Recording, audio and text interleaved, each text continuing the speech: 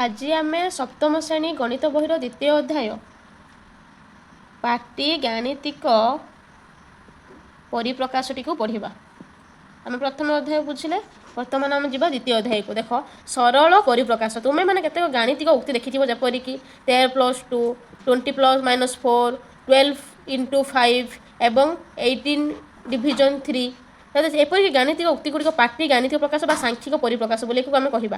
प्रत्येक सांख्यिक परिप्रकाश गुड़िक एक निर्दिष्ट मूल्य बा मान थाए। जपरिक धर आम लिखा 13 + 2 = 15 गोटे सांख्यिक मान गोटे बाहर।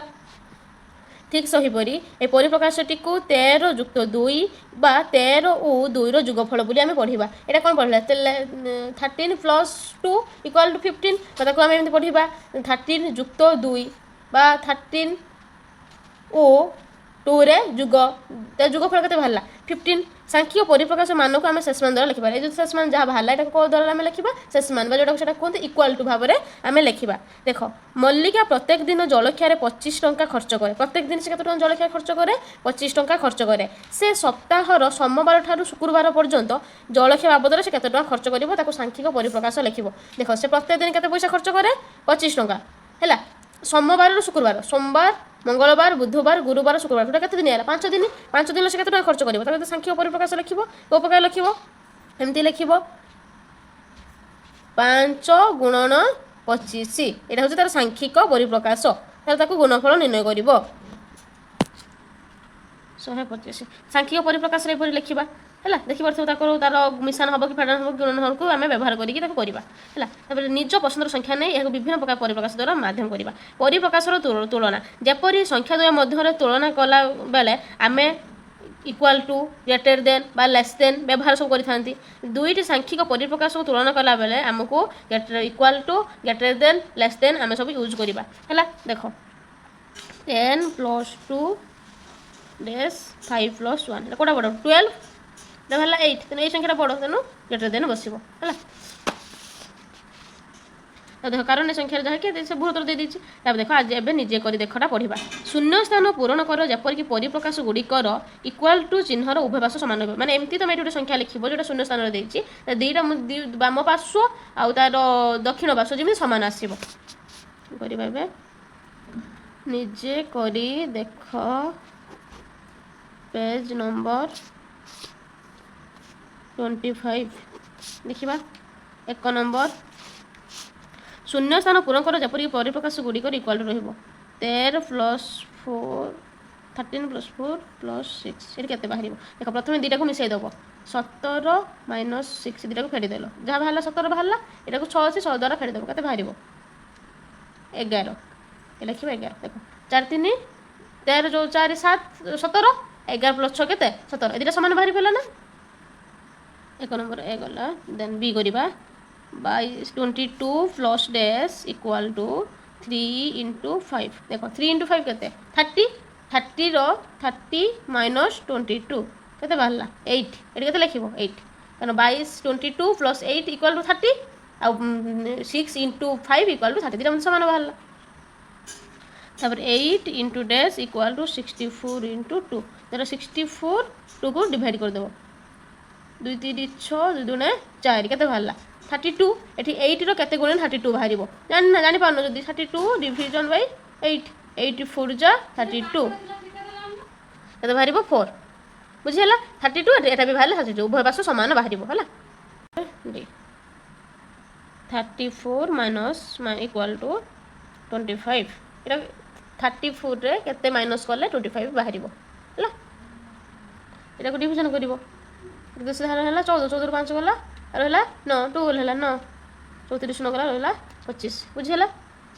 अब देखा 2 नंबर को जीवा निम्नलिखित सांख्यिक परिप्रकाश गुड़िकर मान अनुजाई ऊर्ध्वक्रम लेख। देख तुम प्रथम तार सब मान निर्णय कर वियोग करके लिख वियोग कर लिखिले बी नंबर 67 - 20 तापर सी टा खोल 35 × 25 डी 50 × 11 ये मिस्टेक है हम 220 हरण 3 देखा आम बर्तमान वियोगफल निर्णय कर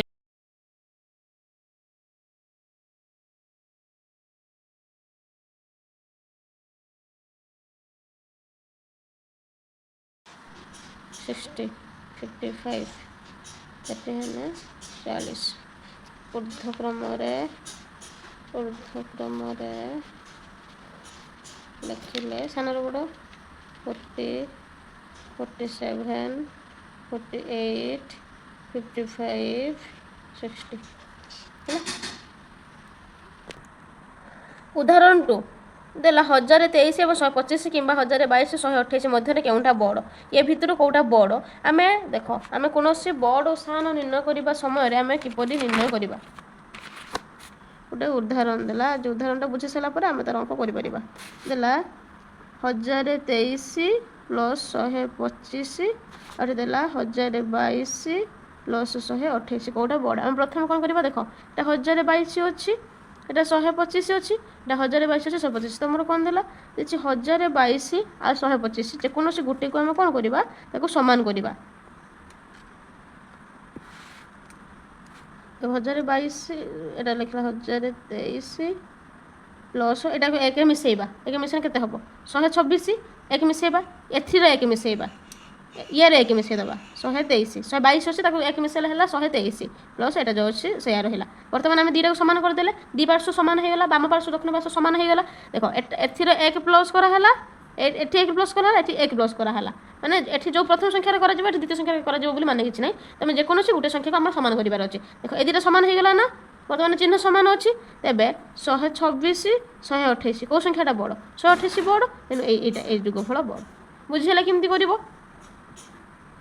ଆସ ଏବେ କରିବା ପେଜ୍ ନମ୍ବର 26। দেখছি নিম্নলিখিত পরিপ্রকাশ গুড়িক গ্রেটর দেন লেস দেন বা ইকুয়াল টু চিহ্ন ব্যবহার করে তুলনা কর। জটিল গণনা বিনা তুমি করিপারিব কি? ହେଲା ପ୍ରତ୍ୟେକ କ୍ଷେତ୍ରରେ ତୁମ ଚିନ୍ତାଧାରା ବ୍ୟାଖ୍ୟା କର। ଦେଖ ଏଠି ତୁମେ କାମ କରିବ, ତୁମେ ଦୁଇଟାକୁ ମିଶାଇବ, ଏ ଦୁଇଟାକୁ ମିଶାଇବ, କେଉଁଟା ବଡ଼ ହେବ ତା ଚିହ୍ନ ଦେବ। ସେମିତି କରିବା କିଛି ଦରକାର ନାହିଁ। ଦେଖ କେଉଁ ପ୍ରଥମ ମେଥଡ଼ରେ ଆମେ କରିବା?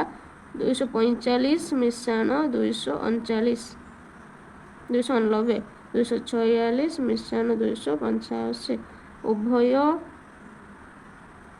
ଭାଗରେ 1 ଯୋଗ କଲେ ଆମେ ଉଭୟ ପକ୍ଷରେ 1 ଯୋଗ କରିବା। 245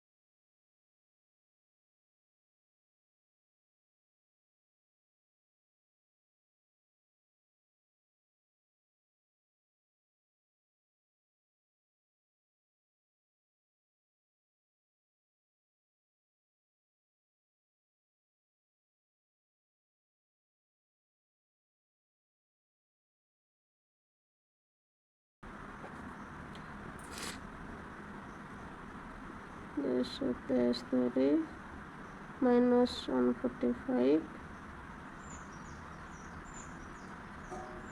plus 1 ଏପଟେ କରିବା 222 plus 1 minus 144, 273 minus plus minus minus 144 ବାହାରିବ। ମୁଁ ଶିଖା ହେଇଛି ପ୍ଲସ୍ ମାଇନସ୍ ମାଇନସ୍ ସବୁ 5 ଦୁଇଟା ମধ্যে ବିয়োଗ କରାଯିବ। 545ରୁ 1 ରହିଲା 500, 144, ତାପରେ 273 ମିଶାଇଯିବ, 273 ମାଇନସ୍ 144 ଏଇଟା ସମାନ ବାହାରିବ। ବୁଝିହେଲା? ତାପରେ 364 ପ୍ଲସ୍ 87 ପ୍ଲସ୍ 9 ଉଭୟ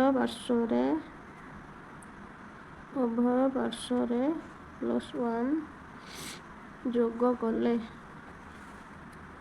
ଧର 364 ପ୍ଲସ୍ 87 ପ୍ଲସ୍ 1 ହେଲା ତାର 363 ପ୍ଲସ୍ 1 ପ୍ଲସ୍ 89 364 ପ୍ଲସ୍ 388 ତାର 364 ପ୍ଲସ୍ 89 588 ଅତଏବ ଏମିତି ବି ଲେଖିପାରିବ 308 ପ୍ଲସ୍ 87 ଗ୍ରେଟର୍ ଦେନ୍ 368 ପ୍ଲସ୍ 89 ହେଲା 124 ପ୍ଲସ୍ 245 129 ପ୍ଲସ୍ 245 ଉଭୟ ପାର୍ଶ୍ୱରେ 1 ଯୋଗ କଲେ এটা କିଛି ଯୋଗ କରିବା ଦରକାର ନାହିଁ ଦେଖ 245 245 ସମାନ ଅଛି ତେବେ କେଉଁ ସଂଖ୍ୟାଟା କେଉଁ ପଟଟା ବଡ଼ ହେବ ଏଇଟା ନିହାତି ବଡ଼ ହେବ ତ 124 ଗ୍ରେଟର୍ ଦେନ୍ 100 যেটা বড় হলো তেমন অতএব 124 প্লস 145 গ্রেটার দেন 129 প্লস 245 ହେଲା ତେବେ ଦେଲା 123 ମାଇନସ୍ 77 ଗ୍ରେଟର ଦେନ୍ 214 ପ୍ଲସ୍ 76 ଦେଖ ସେଟା କ'ଣ କରିବା ଏଟାକୁ 273 ଅଛି 213 ଏଠି ଏକ ଯୋଗ କରିବା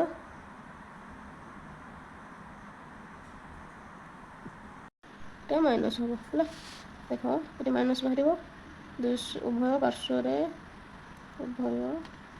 ପାର୍ଶ୍ୱରେ 1 ଯୋଗ କଲେ 243 ପ୍ଲସ୍ 1 ମାଇନସ୍ 77 214